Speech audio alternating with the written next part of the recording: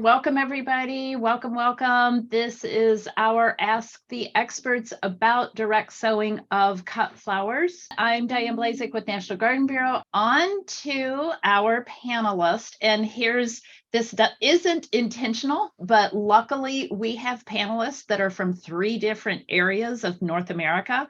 So we have Joy from Johnny Select Seeds, and she is located in Maine.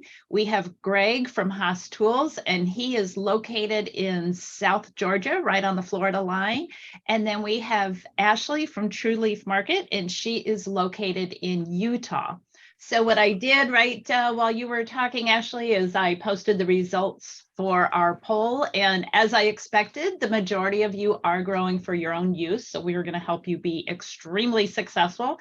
For those of you who have a business and are selling to customers, I know that we will provide some good information to you as well. So 13% versus 87% of our market. So let's now dive into some of our questions. And so this is about cut flowers, but it's specifically direct sow. And I know that a lot of our members have talked about, the interest in direct sow. So why don't each of you just give a little bit of information about why direct sow? Why would you want to choose that option? Is it better or worse than transplant? When do you choose one over the other? Let's see here. We're going to go in reverse order now. Ashley, we're going to start with you. Yeah, so I love doing direct sow just because I think it gives the plants a really healthy start. When you're transplanting, it can put extra stress on the plants. But when you direct sow, your roots are able to get a really good establishment and grow and strengthen with various conditions that they're facing. Excellent. Okay, Greg, why do you think we should direct sow? Well, it's pretty simple. It's less labor, so you don't have to do the transplant and all that. You can just direct sow into the ground, load your soil up with nutrients ahead of time, and let them go. Another thing too is you don't have to have a cost, so you don't have to have all those seed start costs out there, such as trays, greenhouse, and that kind of thing, as capital layout, such as a greenhouse. So with very little investment, very little cost, you can grow cut flowers direct seed. Excellent. Okay, Joy. And what about your views? Yeah, I agree with Ashley and with Greg. It's great for labor saving. It's great for kind of getting those plants off to a good start, not disrupting their root system. It's also can sometimes be a challenge too, if you're growing transplants, to hit the right transplant window before something would get root bound in a tray. And so that's another way, if you're able to, seed directly into the soil, you don't even have to worry about, kind of hitting that right timing for the transplant. So that's another good reason. Excellent. Okay, are there any cons to direct sowing for cut flowers? And now, Joy, we're going to start with you. I'm just going to keep going back and forth here. So how about, are there any cons to direct sowing? I think that, there are, depending on where you are geographically, there can potentially be some limits to direct sowing. And there are some flower crops in particular that will not do as well direct sown. And so it could, it might restrict overall what crops you're able to successfully grow if direct sowing is the only option you have available. But there's still, as we'll talk about today, a really wide range of things that can be grown direct sown. I think also sometimes too, if you don't have, depending on what Mother Nature provides for growing conditions, sometimes those conditions can make it a little bit challenging to get the ideal conditions for direct sowing as well, if you're dealing with extreme weather. Okay, back to you, Greg. Any cons that you see for direct sowing cut flowers? Yeah, so a lot of these new cut flowers that we have are actually stunning. We've made a lot of strides in the last few years on bringing out new varieties that are excellent for cut flowers. However, the price of these have dramatically increased. So the seed cost of some of these sunflowers and zinnias and other things as well are pretty expensive. And growing them in a greenhouse situation, you can control that germination better than you can as direct sowing. So probably you're going to get better germination in a greenhouse type situation when you're growing transplants versus direct seeding. And also the equipment to do it. With the exception of sunflowers, we're really limited on what equipment can direct seed these flowers, because by nature, most flower seeds are very inconsistent in size and weight, and they don't work well with most mechanical seeders. So we have limitations or drawbacks with equipment or methods of direct seeding. And also the seed cost is two of the main reasons I see this would be listed as a con. Okay. And let's hear, Ashley, then, do you have any downsides to direct sowing? I think just kind of echoing a little bit of what's already been said. When you are direct sowing, you really have to work with what Mother Nature already gave you. And so it becomes really important to do the prep work to make sure that your soil is really good and to find out, what your soil texture is like, what nutrients do you have in there, versus when you start indoors, you have a lot of control over, what you're planting into. This is true. So I think you pre-read my questions, because my next question was, what's a good strategy to be successful when you're direct sowing? So you were talking about the soil quality. Do you want to talk any more about that? We really, really like to talk about getting your soil tested, knowing what nutrients are in there or not there, so that you're not adding amendments that are not necessarily necessary. So anything else you want to talk about with soil makeup, soil testing? Yeah, soil testing really is not a hard process to do. The biggest thing is just find out where your extension office is that you can send a soil test to, and apply for that. Usually they can cost anywhere, depending on the test you get, from like $25, $50, usually the range that you want to look at. And it'll tell you about, what the different components of your soil are and where you're low in different nutrients, so that you can pick exactly what you need to add on. Because if you're just, throwing extra fertilizer on there, you never know if you're actually doing more harm than good. Yeah, Greg, Joy, do you have anything to talk about with the soil, where you're planting, soil testing, anything else to add? I've often said soil sampling is probably the easiest and cheapest thing to do, but it's not something we really like to do because it takes a little of our time up front to do that. But I always recommend a soil sample to know what your pH is, know what your phosphorus, your potassium load is. It makes a huge difference when you start planning out your nutrient load of your soil. Excellent. Joy, anything to add on that? Because I've got a couple other questions when it comes to soil testing. Okay, well, I definitely echo what's been said. Soil testing is really important and a great way to get a baseline for understanding what you're growing with. I think another thing that I would think about in terms of, everyone's individual space is just understanding like how your soil holds water or how it doesn't hold water, if that's an issue, and thinking about, how you might adjust your garden layout to accommodate for that. If you do have really wet soil, then maybe raised beds would be a good thing to consider. Or just I think being aware of how water moves through your space is important too. That's an excellent tip. I was just doing an interview this morning about making compost, and that was a big thing of, well, how do you know how much water is too much or not enough? But my question, and I'm just envisioning, several different cut flower beds that maybe I have or that I've seen. Okay, so if you have a cut flower strip along your sidewalk, and then on the side of the house, you have some raised beds, how many soil tests should you do? Is there a magic formula for distance or square footage? What's recommended? And I will let anybody jump into that question. Well, the recommendations vary just a little bit. For most home gardeners, one soil sample would do, with the exception of this right here. If you've got an area that's always underperforming, I always like to take my good area and then test it against my bad area and compare the two. Makes a huge difference how you want to adjust things sometimes. Great. Okay. So let's see here. anything else that you want to add? Does anybody else want to add anything about soil testing? If we're talking about soil, we can talk about soil amendments also. What's the next step after you get your soil tested? Then what? I think one of the best places to start is, considering your water. If your soils are mostly clay, you want to enable them to be able to drain well so that they're not becoming waterlogged.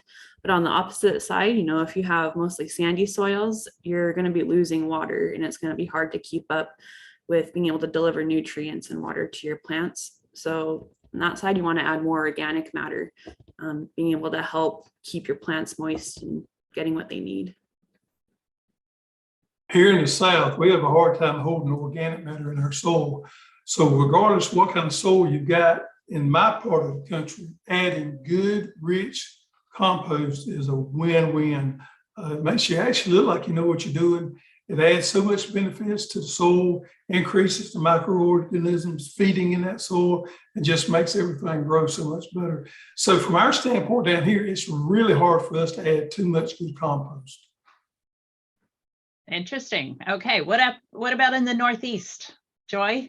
Yeah, similarly, I think applying compost is a really good place to start. I mean, always, based on the soil tests and what comes back, but just in general, enriching the soil with compost. Another thing that we try to do also is being mindful of either leading up to the time that we're direct seeding, or when there isn't something growing in a bed, keeping it covered somehow is also, with some sort of mulch, whether it's a straw mulch or like a living mulch, like a cover crop or something like that, can be a good way to also prevent soil loss and hold nutrients and materials in the soil, and prevent water loss from the soil as well. Okay, very good. We've got a lot more questions, but I want to make sure we talk about some of the more popular and favorite cut flowers. So we have a presentation that's showing on the screen, and each one, one of our panelists might have sent it in, but I will open it up and anybody can talk about some of their favorites. So why don't we just kind of whip through these, not whip too fast because I want everybody to enjoy them. And then we will go back and answer a lot of these specific questions that we're getting in chat. Okay, Joy, why don't you take this one off? Sure. So this is Strawberry Blonde. This is a branching sunflower, and this is one of my favorites for sunflowers because of the those kind of bicolor blooms, and those are really beautiful, especially for late summer and into the fall colors. And this is a branching sunflower, and so you will get multiple cuts off of this plant. This is a sunflower that will benefit from a pinch. So when it's about a foot tall, removing the center bloom will cause it to branch even more and produce really nicely balanced stems and blooms. And I really enjoy this one, and the Johnny's Trials and in my home cutting garden. So excellent. Okay, and I think the next sunflower that we have on here is an AAS winner. So thank you for including that. Yeah, I think it's an AAS winner for good reason. This is a really great, another branching sunflower. If you've grown branching sunflowers before, you are maybe aware that they often can have a really wide, rangy habit and can take up a lot of space, which if that's what you're looking for a hedge or something like that, or just a big impressive planting, that's great. But Soraya, I like because it has a little bit of a narrower profile while still producing a lot of beautiful blooms. And especially for a home cutting garden, I really love the size of these blooms and the sturdiness of the stems. And so I find that they work really well in mixed bouquets, and they're not quite as large as some sunflowers, which I think makes them a little more versatile. Excellent. Okay, Greg and Ashley, I know that you have your own favorites coming up just a little bit later in a few slides. Have either of you grown sunflower or the Strawberry Blonde? Do you have any other comments to add? No, I'm not familiar with those two. Well, Greg, you have to get familiar with the AS winter then. We will talk about that. Okay. Joy, let's move on here with yours. Yeah, sure. So this is agrostoma. This is the variety is ocean pearls, and the plant habit on this will get quite tall. That's one of the things that I like about it. It has kind of a silvery gray foliage and then these nice white flowers, and it can provide a kind of a ethereal kind of movement, whether you have it in a garden or if you're mixing it into bouquets. The white flowers are really nice with the silvery gray foliage. This is one that can be seeded earlier in the season. It's a little bit, it can tolerate cooler conditions. So. Okay. About how big are those flowers? Those flowers are 2 to 3 inches, probably closer to 2 inches across. But then the plants will get up to 3 to 4 feet, depending on the location and the sunlight. So, excellent. Okay. Amaranth. This is velvet curtains. I love having this rich red color in a cutting garden for later in the season arrangements. Amaranth is one that does well in the heat, and so good for summer growing, and the those nice spikes and the rich red foliage add some nice drama. Love those. Is that you in this picture, Joy? I think that's actually my coworker, Hillary. I love the photos that show a person holding these. I think quite a few of these have that, which looks really good. Yeah. Cosmos is another a really good one for direct seeding. It's one that, again, does well in the summer, growing on. You can get multiple cuts off of Cosmos, and this double click snow puff is one of my favorites just for the doubleness of those blooms. And you can see some of them have a little bit of a pink blush in the center, which is really nice. The blooms do tend to nod or move a little bit on the stems, and they tend to have longer stems, but I really like this one. Great, thank you. This is a foliage option. One of the things that I think can kind of be underestimated sometimes when thinking about a home cutting garden are foliage options. And I, every time I'm arranging, I'm always surprised by how much foliage I want or need in an arrangement. And so Bupleurum is a good option for direct seeding. This prefers a little bit cooler temperatures, and so we sow this one early in the season before our last frost. It can handle cooler soils, and you can sow multiple successions of this as well, and produces this nice kind of green gold flowers and nice wiry thin stems that mix well and complement a lot of different bloom colors. When I was looking at that, I was thinking, wow, that looks like a eucalyptus. So you're right. Eucalyptus as a filler. Yeah. Yeah. Okay, thanks.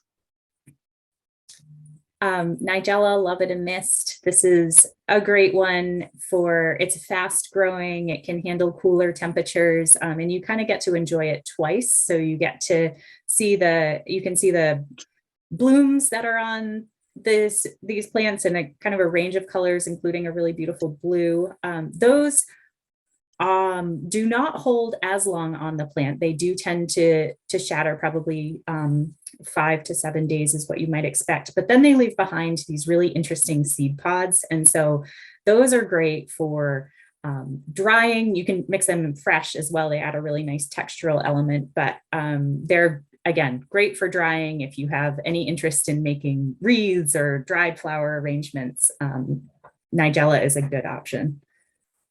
It's beautiful. Calendula is a great one for direct sowing as well. And there's a lot of different bright and beautiful colors in calendula. This is just one of my favorites for that sort of rich melon color on those blooms. Nice and sturdy stems and nice wide full blooms. And I will give everybody a little sneak peek and tell you that upcoming, not in 2024, but the year after that, it will be the year of the calendula. So stay tuned for even more information on that crop.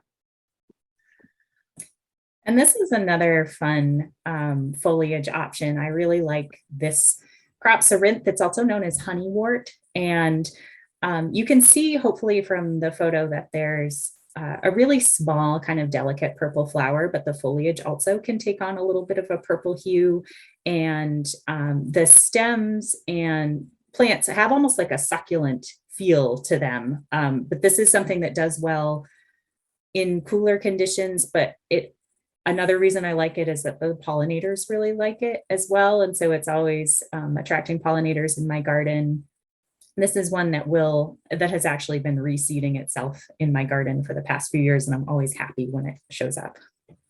Bonus. Yeah. Bonus plants, bonus flowers. Okay, Ashley, we're going to move over to you with some of your favorites. Yes, so I love designing with zinnias. Not only are they, very pretty, but they're super easy to grow. They prefer more warmer weather. They do well, producing all throughout the summer. But the other thing I really like about them is there's a lot of variability in their shape. So you can grow a lot of different, varieties and use them in a lot of different ways. The Dahlia flowered mix, it has a little bit more of a formal look to it. They're a little bit bigger. So you're able to, get a little bit more of a flower show with these guys. Nice colors too, vibrant. Oh yeah. And Marigold, the Cracker Jack variety, is another one that really likes, warmer weather. Marigolds, you have kind of two, I guess, categories of them. You have, your smaller ones, French varieties, but the African varieties are the ones that do, really well as cut flowers. This Cracker Jack one, I love because it can get really tall. The plant can get up to like 36 inches tall, I believe. So it lets you, be able to use them in a lot of different ways. Plus they're just super, super full, which I love that, they're so big and puffy. Puffy. I was thinking fluffy. Very big, very puffy, very fluffy. Next we have here the Larkspur Giant Imperial Mix. So personally, I love using a lot of line flowers. So line flowers usually play a role in helping draw your eye throughout a design. They also have more of a formal look. So you can create a lot of really cool, designs, whether you want to create different shapes in your design or you're wanting to just create a big show. The Larkspur, they do better in cooler weather. So they're going to be one that is better for starting in the spring. And they tend to have a lot of the cooler colors as well in their show. So you're going to see more whites, purples, blues. And when you're growing these taller flowers, it can be really helpful to make sure that you provide a support to them. Having long stems is really important when you're growing a cut flower, and being able to support them helps them just to, be able to keep going vertically instead of getting, the bends and kinks in them. Good tip. And Bells of Ireland is probably my very favorite cut flower to grow. There's not very many green flowers that you see, and so it's kind of unique in that aspect. It does really well when growing in the spring as well. It likes cooler temperatures, and it has a really unique flower shape with these, bell shapes going all the way around. You can grow them on long stems. So they're just, to me, they're the perfect cut flower. Yeah, gotta love those. And your next one, you have a sunflower also? I do. This is also a branching variety, so it can get pretty big. The thing I like about the Autumn Beauty is it also has some of that bicolor to it. This picture only shows kind of one example of it, but you can see a lot of different variation as you grow them. Some will have more red, more yellow, a little bit more orange mixed into them, going from the center out to the tips. So to me, this is just a fun one to be able to design with. The other thing is, here in the West, where we struggle more with having enough water throughout the season, sunflowers do really well in more drought prone areas. So this is perfect just to be able to have a cut flower that you can go to all throughout the season. And because it is branching, again, you can get multiple harvests off of it. Very good. Perfect name for that coloration. This is the Zinnia Lilliput mix. So this one was recommended by my coworker. She loves having like the smaller flowers. And this is a good example of, how those flower shapes can vary. This one has a little bit more of a a rounded shape to it, but not as round as a lot of the other pom-pom varieties kind of look like. But this one, it's definitely more of that double look compared to being able to see the individual petals coming out. Okay.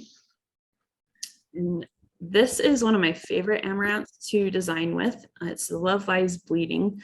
And this one's cool. Like the other amaranth that we saw, it has, that beautiful, purpley into like crimson color. But this one has a really unique habit in how it drapes. And so you can kind of create a lot of drama with it. Or if you like doing more like wreath designs or, something where you want to hang, these are perfect, or they'll hang right out of your container and help cover your containers. But they're super easy to grow. These guys, they prefer warmer weather. So they're perfect for, throughout the season and even towards the fall. They're great to add. Great, thanks. And here we have another zinnia. So this one, I love this one because of its color, how you get the pinks, orange, and kind of yellow variations in it. This is just perfect if you want to brighten up an area of your flower beds around your home and then still be able to bring them inside and use them for those kind of casual designs. Again, super easy. You can get a lot of flowers with zinnias. It's super easy to sew like multiple of them around each other.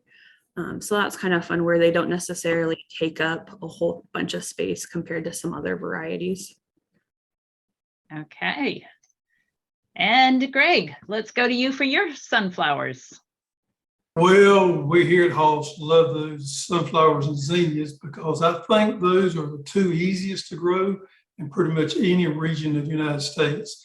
And they're readily available. Now, over the years, there's been a lot of work done on sunflowers and zinnias too. But on sunflowers, we're seeing new varieties, new colors come out every year. The Pro Cut series is a particular favorite of ours. It is a single stem, which means it does not branch. So once you cut it, it's done. But they are pollinless. So when you put them in a vase and put them on the counter, whatever, you don't have to worry about that pollen dripping on the table. And a lot of different colors here. This particular one, this lemon, is one of our best sellers because it has that striking lemon, color to it. Yeah, that's a nice, vibrant yellow. And then you have this one. Do you know how many different colors are in the Pro Cut series? It's a lot. It is a lot. We don't carry them all. We just carry a few of them. There's a lot of them out there with new ones coming out. This one right here has got more of that reddish tint to it there.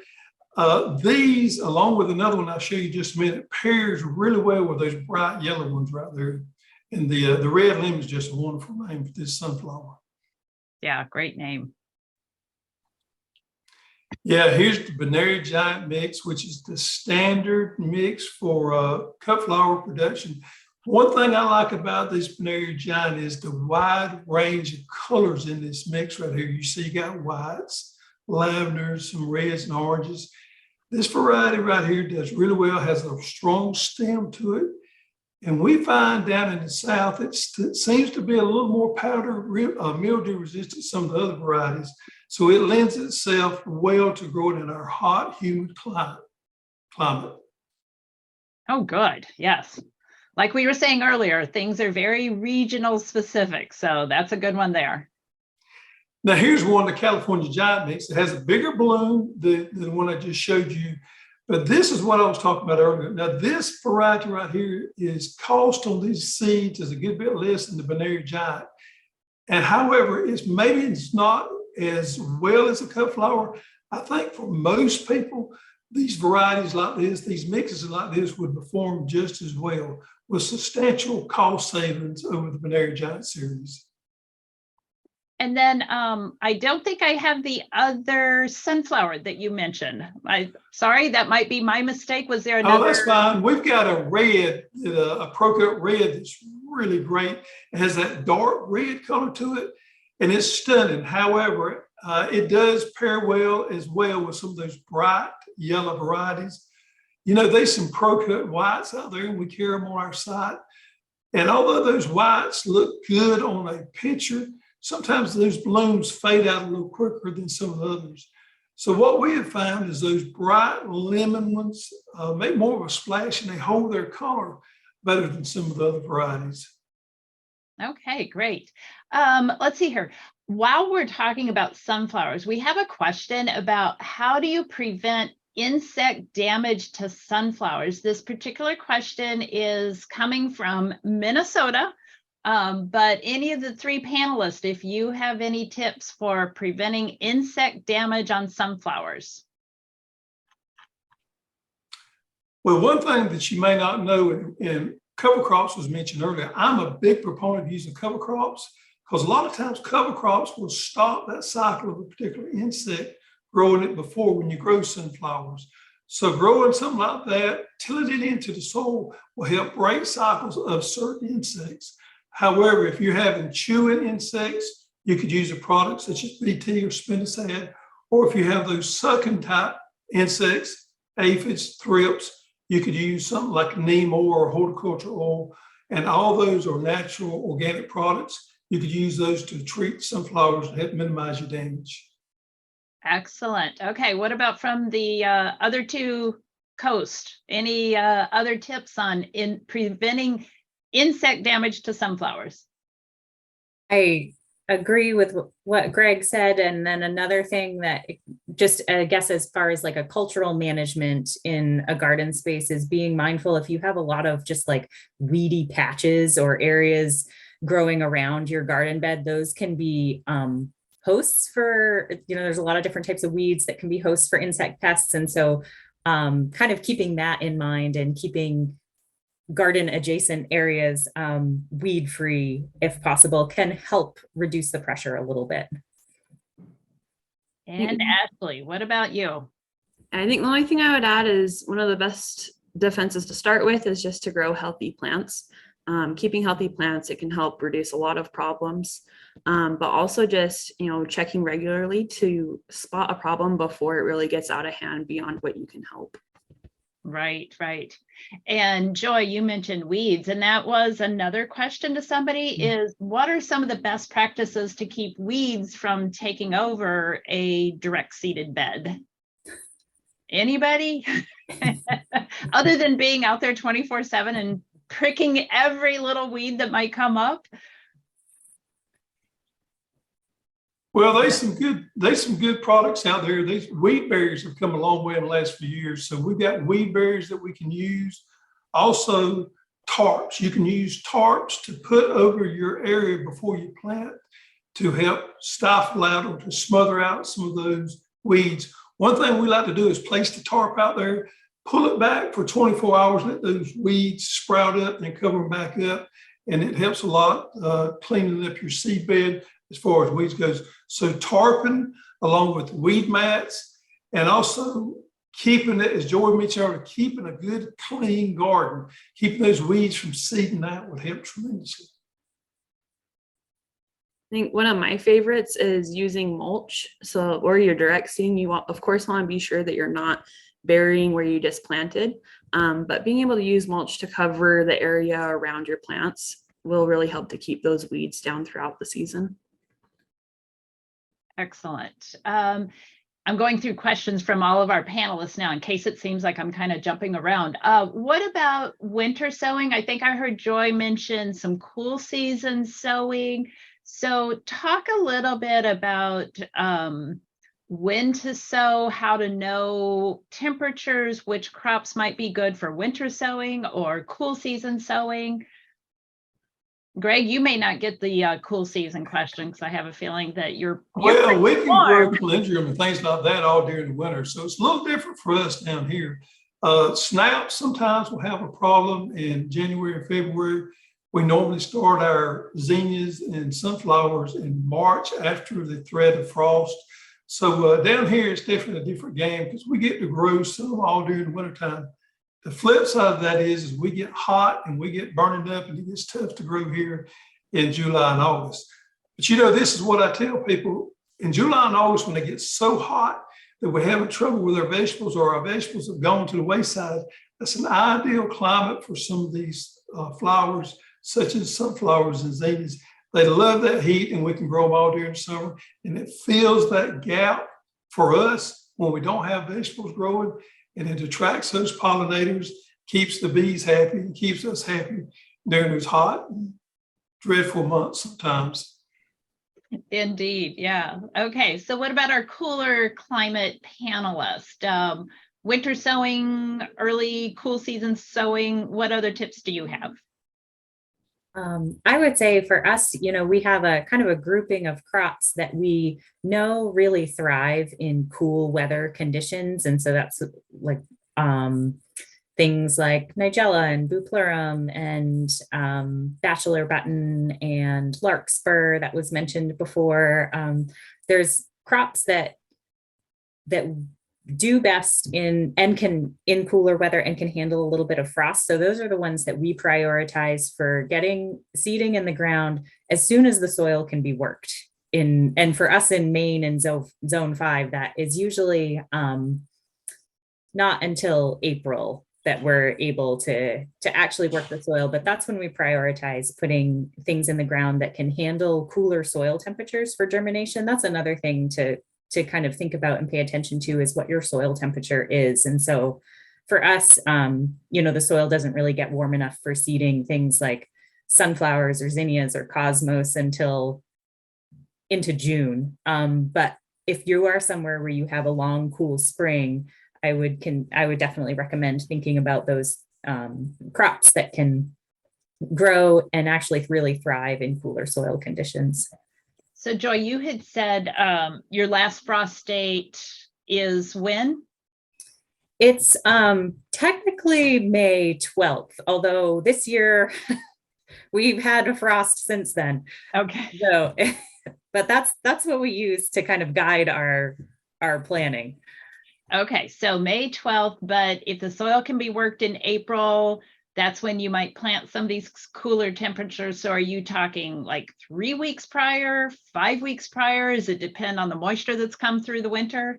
Exactly. Yeah, it really depends in some ways about the snowpack or how much snow and water and ice we're dealing with. If the soil is just like a muddy swamp and it's 2 or 3 weeks before frost, then we won't plant. But if the soil has dried out enough to be worked and we know we can prepare a seed bed without really compacting or doing damage to that soil, then we'll seed things like sweet peas are another, our sweet peas we usually try and seed at the, late April typically. And again, some of those things like Nigella and Bupleurum, things that can handle soil temperatures between 40 to 55 degrees, if that's helpful.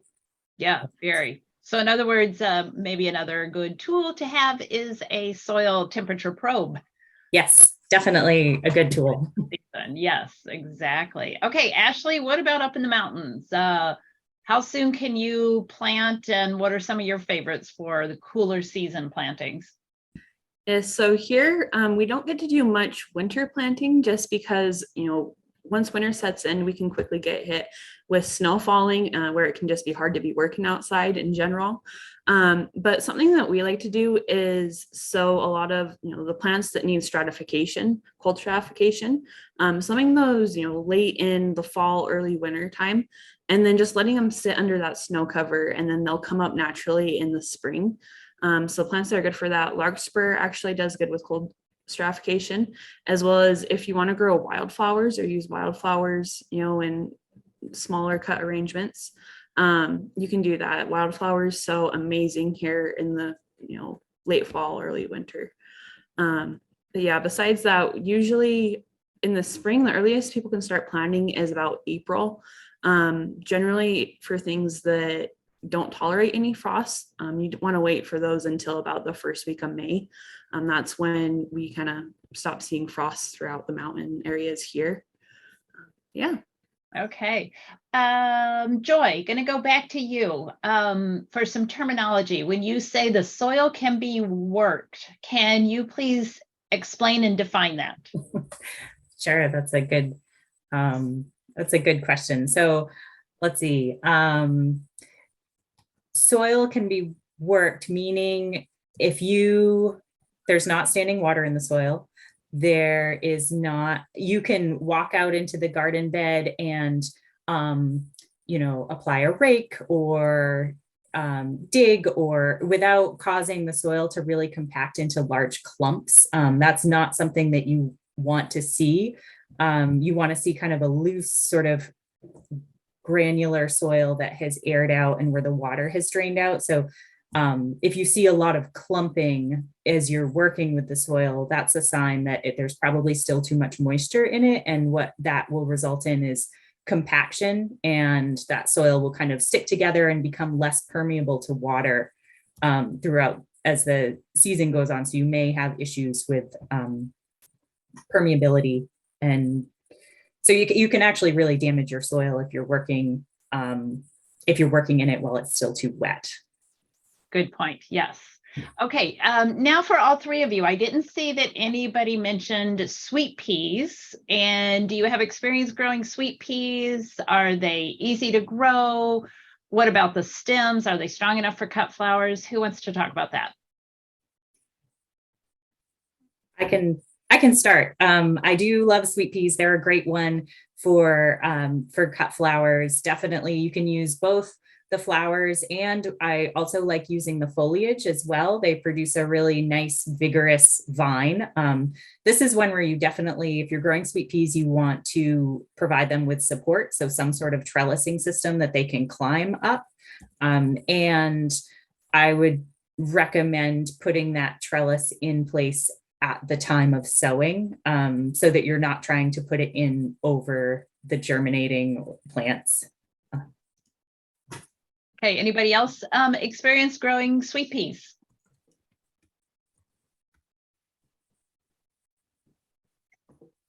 Do you guys not think that sweet peas are sweet, maybe, huh? I love them. I wish I knew more about having a personal experience of growing them. I do know there are, the three different types. There's some that are better for, earlier sowing. They can handle frost a little bit better, and they can bloom on a little bit less daylight. So you have, your winter, spring, and summer types, and they just bloom, within a few weeks after each other. So that might be something to consider when you're selecting your variety. And, that brings up another point is succession sowing. Planting something in the spring and then you're harvesting it and you have your cut flowers. So first question there is, what about deadheading? And are there certain ones that I think Greg mentioned, once you cut that sunflower, if it's a single stem, it's not going to come back. So with sunflowers, do you recommend succession planting to have them all season long? And then what about some of the other crops we've talked about? Which ones are once and done, and which ones, as you harvest, will just continue to rebloom? For us, a 2-week succession planting plan is ideal for sunflowers and zinnias. Some of the others you can get more of that out of. But speaking specifically for those, we've done some tried and true testing down here in the South, and the 2-week plan was going to keep you within cut flowers all season long. Any other favorites as far as, I'm planting this and it's in the cool season, and then, I interplant with this so that it's a warm season. Are there some favorite combinations like that? Yeah, that's a good question. So I think in thinking about a whole season of cutting flowers, like starting off with some of the ones that can handle cooler temperatures, like the larkspur or nigella or bachelor button. Those are all ones that especially like nigella and bachelor button, they have a relatively fast time to bloom. So that's something to consider, like how many days from seed to flowering. And so you can, find that information typically on wherever you're sourcing your seed from. But if it's 55 to 60 days to flower, you can use that information to plan and how to, to kind of lead into your next succession. But we typically sow things, we can do a couple of successions of nigella and bupleurum and agrostema before it just gets too hot and those start to decline. And that's usually for us right about the same time that our zinnias are coming on and cosmos. And so it can be a nice transition Another thing to consider would be just the plant habit. And if it's a branching plant that you're going to be able to get multiple cuts off of, like sometimes they're called cut and come again plants. So understanding the plant habit of whatever you're growing will help you also figure out, how long you may be able to cut off of that plant. Very good. Any other comments on those from our other two panelists? If not, we'll go to our next question. Let's see here. Our presentation was more about your favorites. What about some of the lesser known ones, unusual, out of the ordinary cut flowers? I'm going to tell you, I went to, one of these outdoor dinner events with all the cut flowers, farm to table. And this was probably about 10 years ago. And that was the first time I had seen basil in flower used in a cut flower arrangement. And ever since then, I've just loved that idea because of the fragrance and the aroma.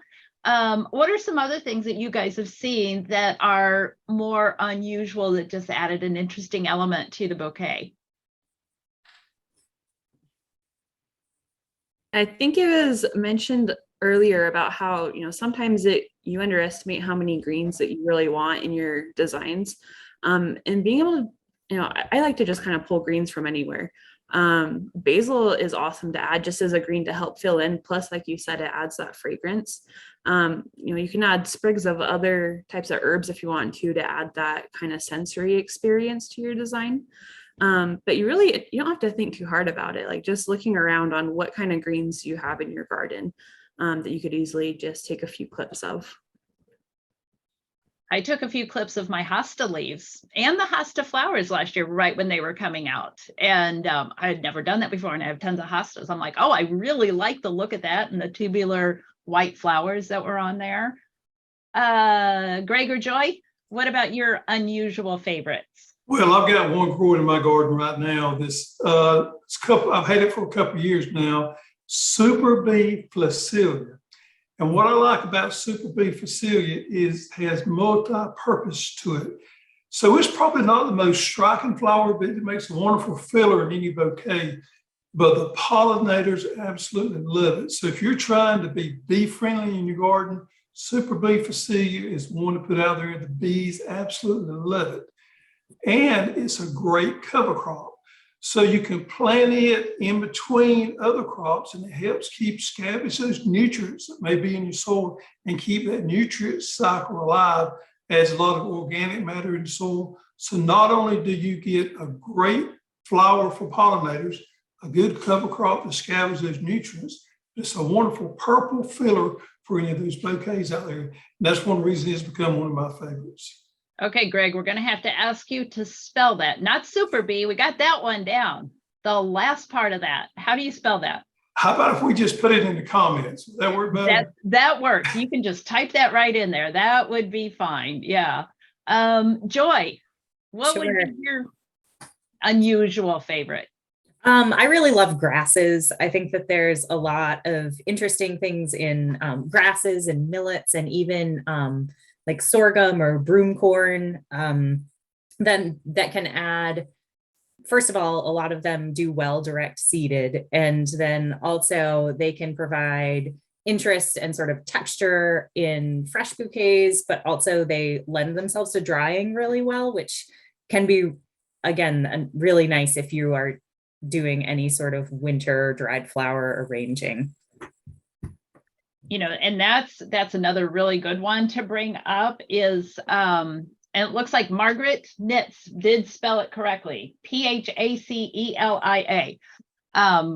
So dried flowers if somebody's wanting to do dried flowers, what might be your one or two top favorites to use as dried flowers? We'll let you start, Joy. You're on my screen right now. Okay. Amaranth dries really nicely, holds the color really well, especially that rich dark red, but all of the amaranths that I've dried, I've really appreciated. So. Okay, Ashley, what might be your favorite for dried flowers? I think as far as the direct sow ones, I would agree, Amaranth. I actually have this little thing I made here from some dried flowers. So you can see they press really well, and they hold their color really well too, which is something that you don't always see once you dry a flower. So that's awesome. Very nice. Greg, dried flower? I'm gonna leave that to the ladies there. I think they nailed that one. Okay, that's great. It looks like we have 3, maybe 4 minutes. What about your favorites? Quick to bloom, short crop time of, is there something 40 days, 45 days, 50 days for those of us who are impatient and want things to bloom right away? What might be the shortest crop times for some direct sow cut flowers? I think I would go for Nigella or Bachelor Button. I think both of those tend to be on the faster side. Calendula is also a really good one. Calendula might be one of the faster ones that I'm aware of. Okay, Bachelor Button, Calendula, and what was the other one you said? Nigella or Love in a Mist. Okay, so that's 3. What else can you guys add for the fast ones? I've had good experiences with sunflowers and marigolds. They usually go pretty quickly for me. I've actually already gotten a sunflower this season on my little balcony here.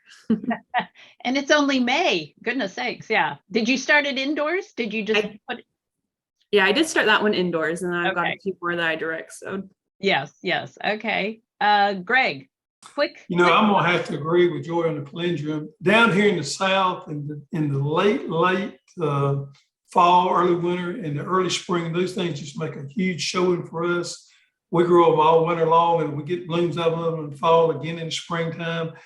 And it's a great medicinal herb as well. Most people don't know that you can make salves and stuff out of them. My wife makes a lot of things like that out of them to give away as gifts. Multi-function cut flower serves several different reasons there why you should grow it. It's a favorite of ours. Okay. And I just realized this whole time we haven't really talked about harvesting a cut flower. So we're going to allow each of you to give some of your favorite best tips about when to harvest, how to harvest, what do you put your flowers in after you harvest them. So Greg, you're up on my screen. All right, we're going to go with sunflowers first with the Pro Cut series. I like to strip the leaves off before I cut them. Seems to make it a little bit easier. Strip the leaves off, cut them off. I carry me a 5-gallon bucket of warm water, stick them down in that warm water. With zinnias, one of the main things people don't do when they cut zinnias, they don't cut them down far enough. Really get aggressive with those zinnias, cut them down deep. It'll cause that plant to sprout back out and have more blooms. You're actually doing that plant a favor by cutting it deep. So cut those zinnias with long stems and cut those sunflowers, strip the leaves, put them in warm water. Warm water. Can you define warm? 70, 80 degrees? A little bit more than that. I'd say between 90 and 100. Okay. Okay, next. Who's next in line? I can't see on my screen. Here, I'll jump in. I would say no, for whatever crop you're growing, pay attention to the correct harvest stage, and that will play a big part in getting the longest vase life possible. And so just doing your research on that, there should be, for most of the things we've talked about, that information should be pretty widely available. Often it's before the flower has fully bloomed. So you're probably picking it at that point. And then clean water, harvest into clean water. The rule of thumb is that whatever bucket you're harvesting into, you should feel comfortable drinking that water from that bucket. So I think that's one of the best ways to ensure longevity of your cuts. Excellent. If it's healthy for you to drink, it's healthy for your flowers. Okay, Ashley, cut flower cutting, harvesting tips. Yes, I think a big thing to consider is what time of day you're harvesting. You really don't want to pull them out when it's the heat of the day and they're already stressed. So going in, early in the morning, later at night, and then after you harvest them, just let them sit in the water for a little bit and make sure that they're really well hydrated before you really start playing with them. Okay, hydration, harvest time, good water, harvest at the right point on the stem, all very, very good tips. And we're a couple minutes over. I don't think anybody minded that we went a couple minutes over because it was really good information. So thank you, everybody. Thank you especially to our panelists for sharing your knowledge and your experience. Always great information. It's Memorial Day weekend. Let's go out there and plant if possible. So have a great day. Have a great week and weekend. And again, thank you for your cut flower tips.